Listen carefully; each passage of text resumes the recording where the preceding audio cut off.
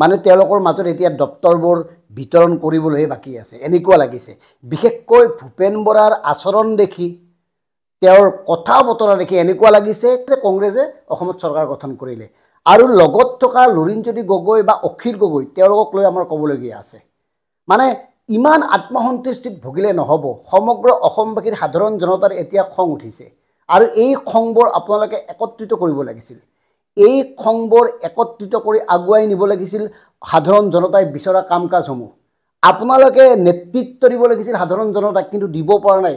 টেলিভিশ্যনৰ সন্মুখত বুম দেখিলে বলিয়াৰ দৰে হৈ যায়। কাগজৰ বাহ আপোনালোক, মানে বাতৰি কাকতত বিবৃতি দিয়ে, সংবাদ মাধ্যমত ভাষণ দিয়ে, আপোনালোকে দায়িত্ব সামৰিছে। কোনো এটা কাম কৰা নাই। এইখিনি সময়ত সৰ্বত্ৰ অসমত এটা জাগৰণ সৃষ্টি হ'ব লাগিছিল মূল্য বৃদ্ধিৰ বিৰুদ্ধে। সমগ্ৰ অসমত এটা জাগৰণ আনিব লাগিছিল স্মাৰ্ট মিটাৰৰ বিৰুদ্ধে। স্মাৰ্ট মিটাৰ বিভিন্ন দল সংগঠনে স্মাৰ্ট মিটাৰবোৰ মানে জমা দি আছে, বৰ ধুনীয়াকৈ জমা দি আছে। আৰু আপোনালোকে সেই নেতৃত্বটোলৈ এই কামটো কৰিব লাগিছিল। মিত্ৰ দলে এই বিজেপিৰ বিৰুদ্ধে কৰিবলৈ গৈ আপোনালোকে যিকেইটা দল একত্ৰিত হৈছে আপোনালোকৰ নেতৃত্বত এই কামবোৰ হ'ব লাগিছিল, কিন্তু কৰিছে কি আপোনালোকে? কিবা এটা হ'লেই সংবাদ মাধ্যমৰ সন্মুখত সিংহনাদ কৰি ভাবিছে এইবাৰ মানে চৰকাৰ গঠন কৰিলে। হাৰিয়ানাৰ ফলাফলৰ পূৰ্বে আপোনালোকে বেণ্ড পাৰ্টি যোগাৰ কৰে। মানে কি এই কথাবোৰ? সাধাৰণ জনতাই বিজেপিক বিৰোধিতা কৰা মানে কংগ্ৰেছৰ জয় নহয়। নিৰ্বাচনৰ সময়ত সকলোবোৰ সমীকৰণ ওলোটা হ'ব পাৰে, ওলোটা হয়। হিতাধিকাৰী যিখন ৰাজ্যত আটাইতকৈ বেছি তেওঁলোকে এই গোটেই কথাবোৰ বেলেগ ধৰণে চায়।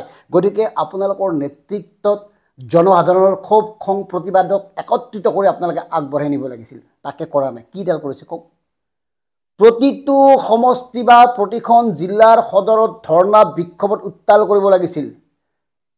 ভাৰতীয় জনতা পাৰ্টিৰ জনবিৰোধী কাম কাজ, বিশেষকৈ দ্ৰব্য সামগ্ৰীৰ মূল্য বৃদ্ধি, স্মাৰ্ট মিটাৰ, এনেকৈ সীমাহীনভাৱে যি ঋণ লৈ আছে, ধাৰত পোত গৈ আছে, তাৰ বিৰুদ্ধে আপোনালোকে ব্যাপক জনমত গঠন কৰি সংগ্ৰাম অব্যাহত ৰাখিব লাগিছিল। আপোনালোকৰ যদি কলিজা আছে, যদি আপোনালোকৰ দম আছে, যদি অসম আৰু অসমবাসীৰ কথা সঁচাকৈ ভাবে, আপোনালোকে ৰাজীৱ ভৱনত আমৰণ অনশনত বহিব লাগিছিল ভাৰতীয় জনতা পাৰ্টিৰ একাধিক জনবিৰোধী কাম কাজৰ বিৰুদ্ধে। তেতিয়াহে আপোনালোকৰ সাধাৰণ জনতাই আঁকোৱালি ল'ব।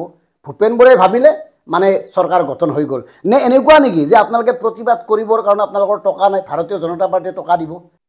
15 বছৰ শাসনত থকা সময়ছোৱাত আপোনালোকৰ শেষৰ 5 বছৰ আপোনালোকে যেনেকৈ লুটি বুটি খাইছিল অসমক, যি ধৰণৰ দুৰ্নীতিৰ পোহাৰ মিলিছিল, বেবিচাৰ হৈছিল সমগ্ৰ অসমত, গতিকে সেইখিনি সময়ৰ কথা মানুহে পাহৰা নাই।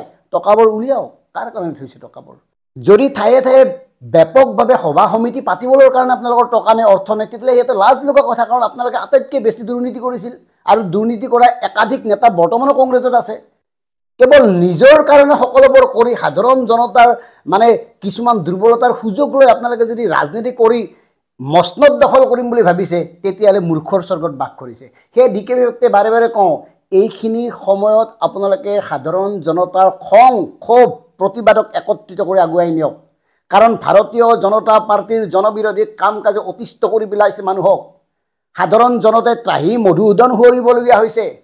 পূজা আহিছে, পূজাৰ বজাৰৰ মানে যি ব্যাপক মূল্য বৃদ্ধি মন কৰক, খাদ্য সামগ্ৰীৰ মূল্য বৃদ্ধি মন কৰক। শেহতীয়াভাৱে পৰিবহণ বিভাগেও প্ৰতিখন মানে 4 চকীয়া 2 চকীয়া বাহনৰ ক্ষেত্ৰত 4% পৰা 16% পৰ্যন্ত পৰিবহণ কৰ বৃদ্ধি কৰিছে। ই ৰিক্সাও সাৰি যাব পৰা নাই। গতিকে এই কথাবোৰ ৰাইজৰ মাজলৈ লৈ যাওক। আৰু ভূপেন বৰাই যি আত্মসন্তুষ্টিত আছে, ভূপেন বৰাই যি আত্ম অহংকাৰ এতিয়াৰ পৰাই তেওঁ দেখিবলৈ পোৱা গৈছে আচাৰ ব্যৱহাৰত, চাল চলনত, কথা বতৰাত, এইটো শুভ লক্ষণ নহয়। আৰু এটা কথা নিশ্চিত অসমৰ ৰাইজ, এই অখিল গগৈ, লুৰিণজ্যোতি গগৈ আচলতে ভুল পথত ভৰি থৈছে যেন লাগিছে।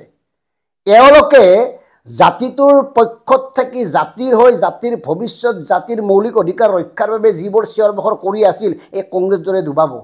এই কংগ্ৰেছে ইলেকশ্যনৰ আগত বিভিন্ন ধৰণৰ নাটক কৰিব, টিকট বিক্ৰীৰ নাটক কৰিব। ইতিমধ্যেতো টিকট বিক্ৰীৰ ক্ষেত্ৰত একাধিক অভিযোগ আছে জিতেন্দ্ৰ সিঙৰ বিৰুদ্ধে। জিতেন্দ্ৰ সিং তত্ত্বাৱধায়ক, ভূপেন বৰা সভাপতি। গতিকে এই দুই যুতিৰ পৰা অসমৰ সাধাৰণ মানুহে যে এটা ভাল ফলাফল নাপায় নিশ্চিত থাকক। কাৰণ জিতেন্দ্ৰ সিং সলনি হোৱা নাই। জিতেন্দ্ৰ সিঙক সলনি কৰিব লাগিছিল, ভূপেন বৰা সলনি কৰিব লাগিছিল, কৰা নাই। কংগ্ৰেছে নকৰে। কিয় নকৰে সেয়া ৰাজনৈতিক বিশেষজ্ঞসকলে জানিব। যিসকলে তেওঁলোকৰ ভিতৰৰ কথাবোৰ জানে। কিন্তু আমি ভাবোঁ ভাৰতীয় জনতা পাৰ্টীয়ে ক'ৰবাত কেনেবাকৈ ভূপেন বৰা জাতীয় লোকবিলাকক নিয়ন্ত্ৰণ কৰি আছে। আৰু সেইকাৰণে যিবোৰ ইছ্যু সাধাৰণ জনতাই সন্মুখলৈ অহাটো বিচাৰিছে, যিবোৰ ইছ্যুত সাধাৰণ জনতাৰ খং উঠিছে, যিবোৰ ইছ্যুলৈ সাধাৰণ জনতা সচেতন, সেই ইছ্যুবোৰত কেৱল টিভিৰ সন্মুখত বাইট দিয়ে, টিভিৰ সন্মুখত বক্তব্য ৰাখে কংগ্ৰেছে শেষ কৰিছে। মানে কংগ্ৰেছ মানে মিত্ৰজনে তাতেই দায়িত্ব সামৰিছে। সেয়ে আমি কৈছোঁ তেওঁলোকৰ চাল চৰণ আচাৰ ব্যৱহাৰ দেখি এনেকুৱা লাগিছে যেন অসমত ভাৰতীয় জনতা পাৰ্টী সমস্যাচ্যুত হ'ল আৰু কংগ্ৰেছে সংখ্যাগৰিষ্ঠতা লাভ কৰি চৰকাৰ গঠন কৰিলে। কেৱল দপ্তৰবোৰ বাকী আছে, কোনে কি দপ্তৰ পাব, গোটেই পৰিকল্পনাবোৰ ইতিমধ্যে প্ৰস্তুত কৰিছে। এনেকুৱা এটা আত্মসন্তুষ্টিত ভুগি থকা মিত্ৰজোঁটৰ পৰা অসমৰ সাধাৰণ জনতাই একো বিচাৰি লাভ নাই। কেৱল তেওঁলোকক কওক সাধাৰণ জনতাৰ খংবোৰ একত্ৰিত কৰি, সাধাৰণ জনতাৰ ক্ষোভবোৰ একত্ৰিত কৰি নেতৃত্ব দিবলৈ আগবাঢ়ি আহক। সমষ্টিয়ে সমষ্টিয়ে, মণ্ডলে মণ্ডলে, সদৰে সদৰে ব্যাপক জনমত গঠন কৰক এই চৰকাৰখনৰ জনবিৰোধী কাম কাজৰ বিৰুদ্ধে।